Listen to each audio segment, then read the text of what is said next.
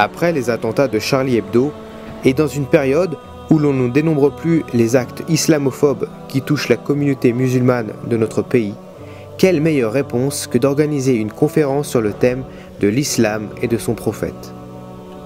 Ce dimanche 15 février, l'association Fraternité Noiséenne a convié musulmans et non-musulmans, jeunes et moins jeunes, afin de mieux connaître notre religion et ainsi faire tomber les a priori et les confusions qui existent sur l'islam. Parallèlement, un concours de dessin était organisé pour les enfants avec un thème « Dessine-moi l'islam ». La conférence, c'est une conférence sur l'islam et le prophète. Pourquoi j'ai évoqué que c'était important aussi pour les musulmans de participer à ce type de conférence? Combien d'hommes il est pratiquant. Allah subhanahu wa ta'ala dans le sens de la traduction, ô vous les gens qui avaient cru, croyez. C'est vrai qu'on pourrait se dire, mais c'est bon, je crois, pourquoi tu me demandes encore de croire?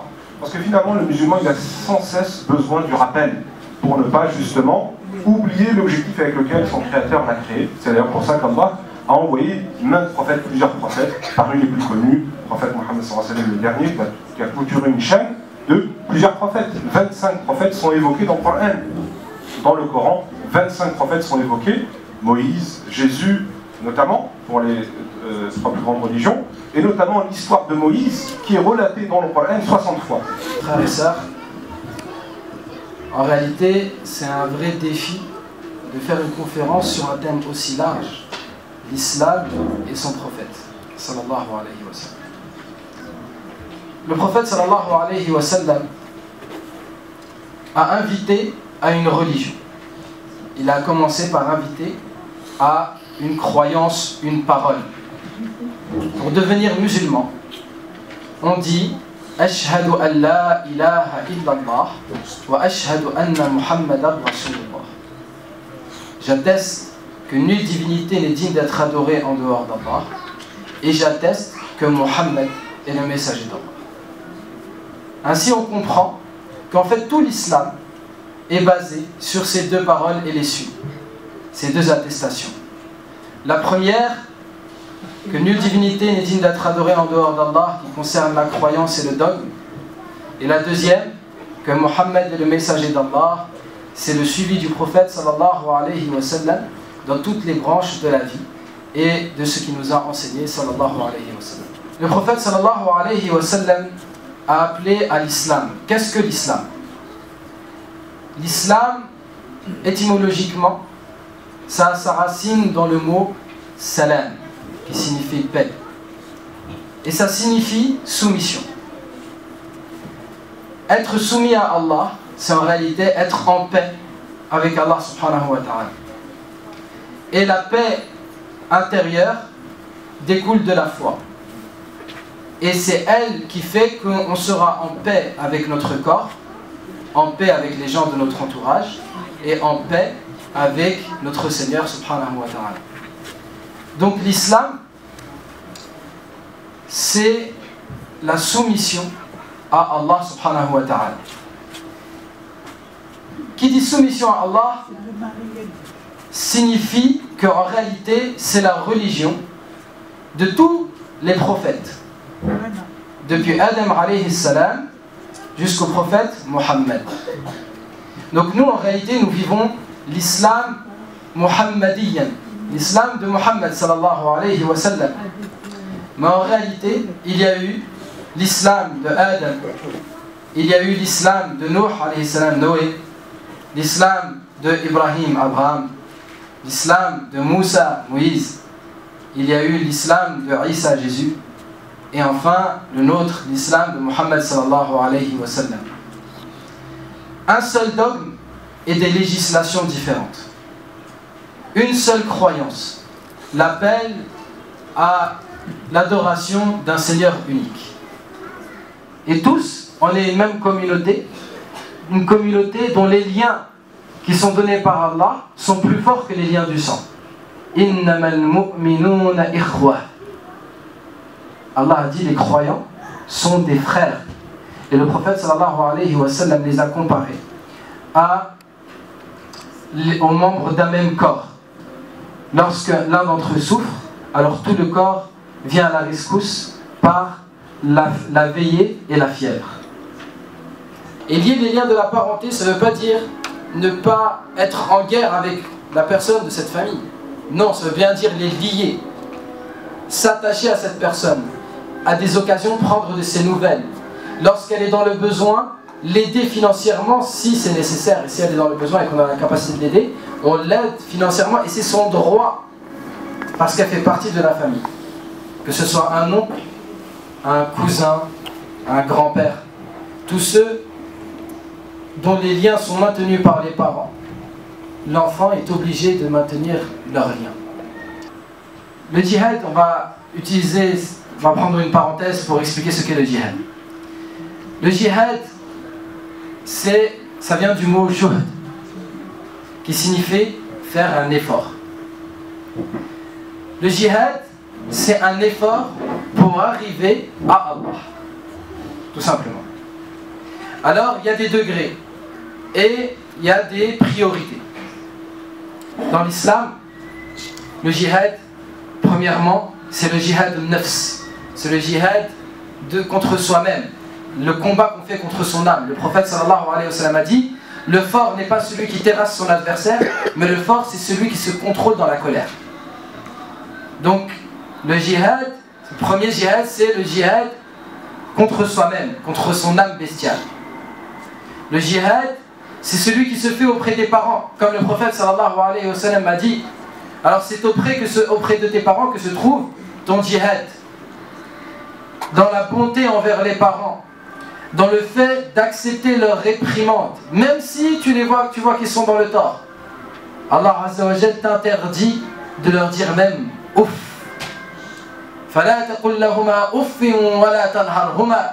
Il est interdit de les rejeter et de leur dire ouf. Mais parle-leur avec des paroles nobles, douces.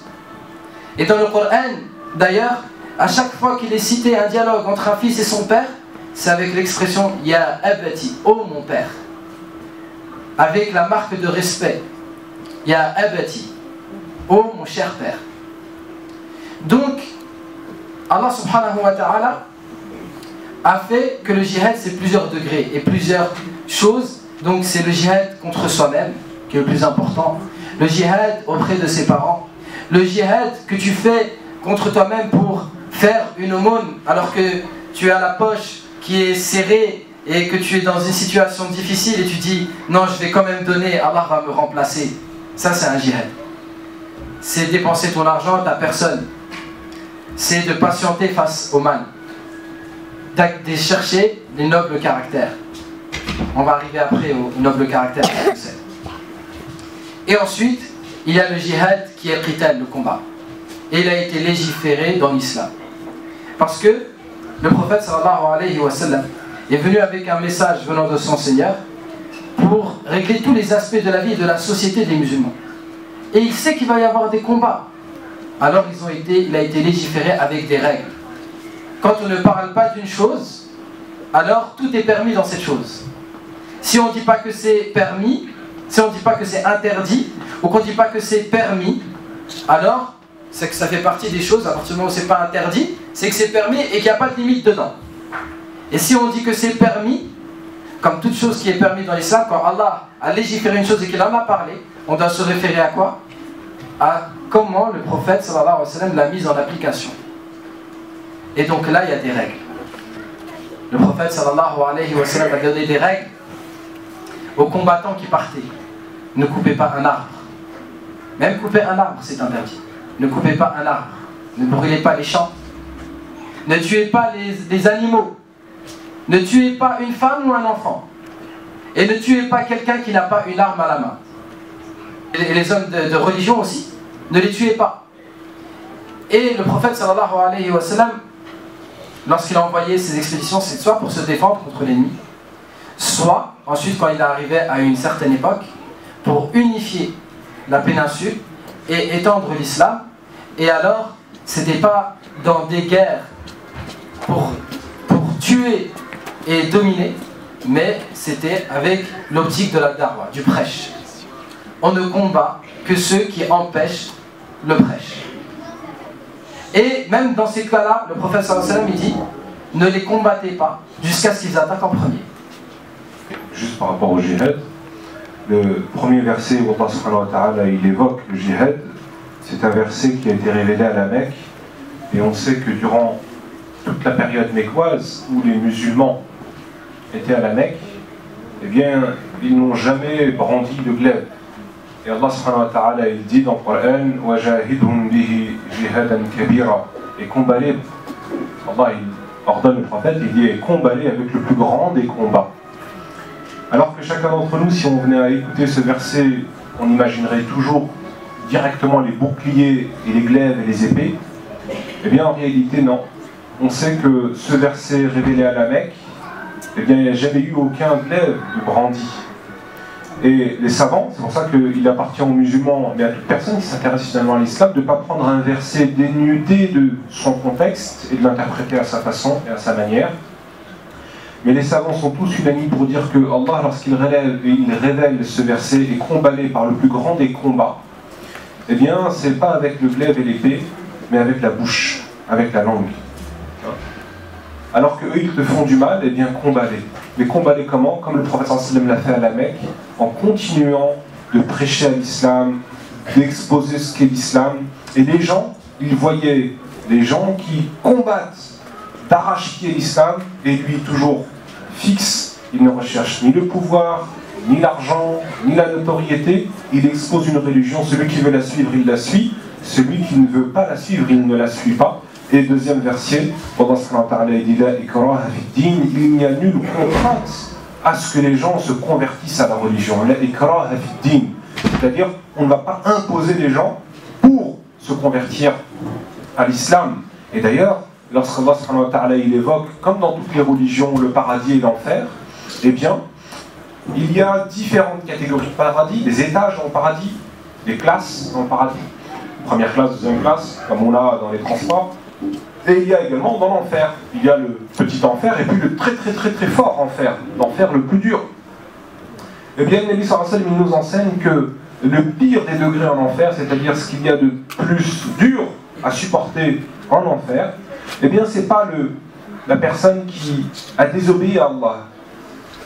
Quel est le plus dur des degrés en enfer? C'est le degré des hypocrites.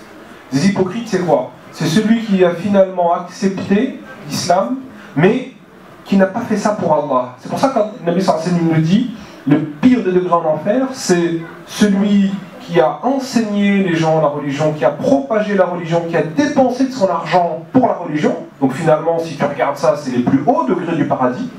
Mais leur problème, ça c'est normalement les plus hauts degrés, mais eux ils sont plus bas. Pourquoi? Eh bien parce qu'ils n'ont pas fait ça pour Allah. C'est ce qu'on appelle dans la religion un hypocrite. Et jamais pour une chose que j'ai faite, il m'a dit pourquoi l'as-tu faite? Et plutôt quand on me faisait des réprimandes, il disait laissez-le, ce que Allah a décrété arrive. Voyez le comportement du prophète sallallahu alayhi wa sallam avec les enfants. Il est dit qu'il arrivait que la petite fille vienne et qu'elle prenne le prophète sallallahu alayhi wa sallam par sa main et elle l'emmenait où elle voulait dans la ville. Et alors qu'il avait ses responsabilités, messager d'Allah, il marchait avec elle jusqu'à ce que ce soit elle qui le lâche. Ça c'est le comportement du prophète sallallahu alayhi wa sallam. Et ce qu'il nous a enseigné comme amour et miséricorde.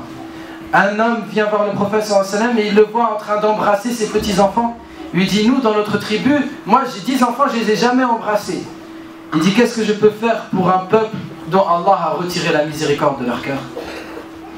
Le prophète sallallahu alayhi wa sallam est venu avec l'amour, la miséricorde. Et les gens qui ont le plus de droits auprès de toi, ce sont eux, ce sont les membres de ta famille. Donc on prend le prophète sallallahu alayhi wa sallam comme modèle dans notre famille. Et enfin le caractère, mes chers frères. Le prophète sallallahu alayhi wa sallam ne s'est jamais mis en colère pour lui-même. Jamais. Et plusieurs compagnons témoignent de cela. Jamais nous n'avons vu le prophète se mettre en colère pour lui-même. Et même, il y a un compagnon, un noble compagnon qui s'appelait Ka'b al-Ahbar. Ka'b, c'était l'un des plus grands compagnons et il était un savant parmi les juifs avant sa conversion. Il était versé dans les sciences religieuses des communautés précédentes. Et subhanallah, pour tester et voir, parmi les signes, pour voir si c'était bien le prophète qui était décrit dans les livres, pour voir si c'était bien ce prophète qui était vraiment le vrai prophète qu'il fallait suivre. Alors vous savez ce qu'il a fait? un jour le prophète sallallahu alayhi wa sallam a eu besoin d'argent pour aider une tribu. Un homme est venu d'une tribu, il a dit Ya Rasulallah, ma tribu risque de quitter l'islam. Il a dit pourquoi? Il a dit Ya Rasulallah, parce que je leur ai promis, je leur ai dit devenez musulmans et vous deviendrez riches. Et le prophète sallallahu alayhi wa sallam lui a dit mais pourquoi tu as dit ça? Il a dit qui peut leur donner? Qui peut leur donner? Et le seul qu'il y avait dans l'assemblée, c'était un juif, c'était Ka'b. Il a dit moi j'ai beaucoup d'argent.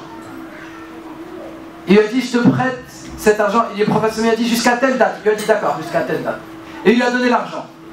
Et ensuite, Ka'b, il est venu avant la date où il devait être remboursé.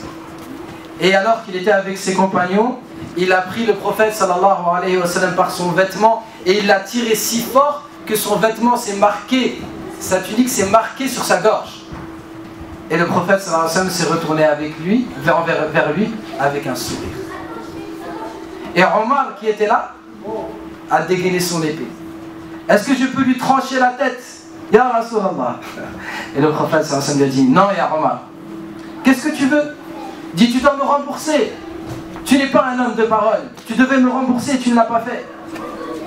Il lui a dit, et le prophète sallallahu alayhi wa sallam ne lui a pas dit la date n'est pas encore arrivée. Il lui a dit ya Omar, va et regarde dans la caisse et rembourse cet homme et rajoute lui-même à cause de la peur que tu lui as faite en dégainant ton épée. Et à ce moment-là, cet homme a dit je témoigne que tu es bien le messager d'Allah, il est devenu musulman. Ça c'est le caractère du prophète sallallahu alayhi wa sallam. Le prophète sallallahu alayhi wa sallam a dit khiyarukum ahsanukum khuluqa. Les meilleurs d'entre vous sont ceux qui ont le meilleur caractère. Et il a dit aussi akmalul mu'minina imana ahsanuhum khuluqa. Celui qui a le croyant qui a le plus de foi, qui a la foi la plus complète, c'est celui qui a le plus noble des caractères. Le prophète sallallahu alayhi wa sallam est venu nous enseigner la miséricorde même envers les animaux. Le prophète sallallahu alayhi wa sallam nous enseigne le bon caractère même envers l'eau de la rivière. Lorsque l'un d'entre vous fait ses ablutions, alors qu'il prenne de l'eau de la rivière, qu'il fasse ses ablutions, et s'il lui reste de l'eau, qu'il la rejette dans la rivière. Même dans cela, le prophète sallallahu alayhi wa sallam nous enseigne le bon comportement et le bon caractère. Donc le prophète sallallahu alayhi wa sallam, c'est le modèle des croyants musulmans. C'est notre modèle dans son caractère, notre modèle dans sa manière de vivre. Aïcha radiallahu anha, lorsqu'on lui pose la question quel était le caractère du prophète, elle dit son caractère était le Coran, c'était le Coran. Vous avez lu le Coran? Eh bien regardez le caractère. Vous savez ce qu'il y a dans le Coran?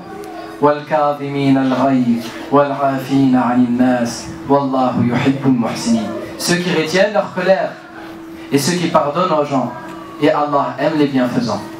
Vous avez lu le Coran? Dans le Coran il y a لا تستوي الحسنة ولا السيئة ادفع بالتي هي أحسن فإذا الذي بينك وبينه عداوة كأنه ولي حميم. Le bien et le mal ne sont pas égaux. Rends le mal par ce qui est meilleur et tu verras celui avec qui il y a une animosité devenir tel un ami chaleureux. Alors mes frères, l'islam est venu aussi pour nous enseigner ceci, que l'un d'entre vous ne se sent pas supérieur à l'autre. Ça c'est les paroles du prophète sallallahu alayhi wa sallam. La yabri ahadun ala ahad. Que aucun d'entre vous ne soit mauvais envers l'autre. Et le prophète sallallahu alayhi wa sallam dit il suffit pour l'un d'entre vous comme mal qu'il méprise son frère. Que tu te vois supérieur ou que tu le méprises. Et le prophète sallallahu alayhi wa sallam a élevé un homme, Bilal radiallahu anhu, à un rang au point qu'il a dit qu'il était de sa famille, alors qu'il était à la base un esclave éthiopien.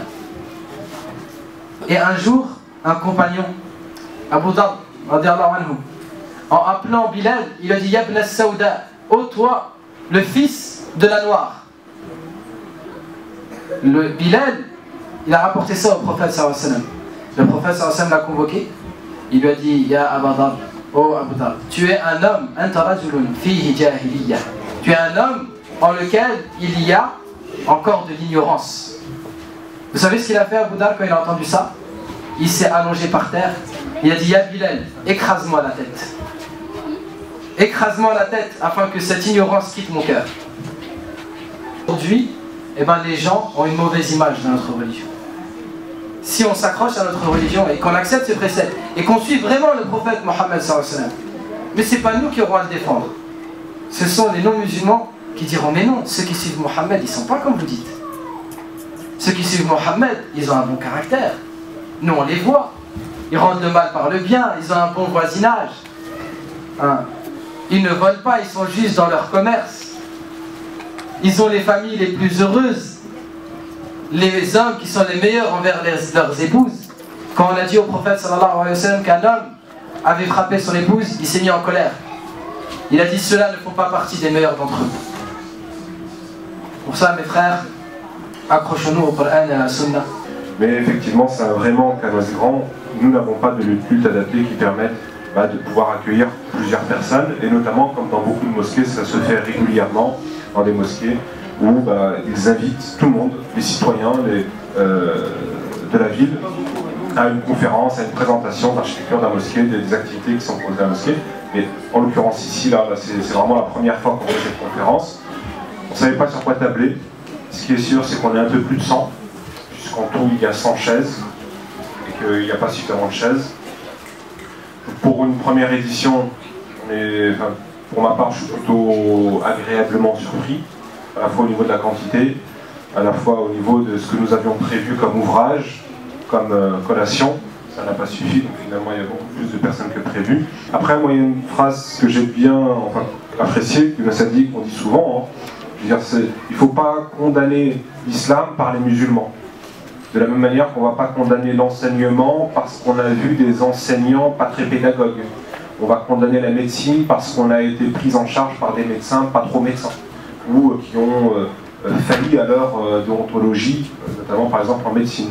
Et bien de la même manière, on ne peut pas condamner l'islam par des pratiques que de personnes se revendiquent de l'islam alors qu'ils ont un caractère ou un comportement contraire à l'islam. Donc ça c'est important. Et finalement, aussi bien pour le musulman ou le non-musulman qui cherche à s'intéresser à l'islam, mais aussi le musulman, finalement, lorsque on le voit, du temps du prophète sallallahu alayhi wa sallam et des compagnons, lorsqu'ils ont compris que la religion était venue aussi pour les dicter leur comportement, ponctuer en fait leur vie, et pas que l'aspect spirituel avec les actes d'adoration, la prière, le jeûne, le zakat, le hajj, ça c'est ce qui te lie entre toi et Allah, ce que disait Younes tout à l'heure, l'axe vertical entre toi et ton créateur. Non, la religion ce n'est pas que ça. Ça c'est ce que tu es en train de faire vis-à-vis de ton créateur. Mais Allah il te demandera aussi de rendre des comptes de tout ton comportement vis-à-vis des gens. Cette première édition est un succès. Des ouvrages sur l'islam sont offerts aux plus curieux et tous se retrouvent autour d'un buffet et devant les chefs d'œuvre des enfants.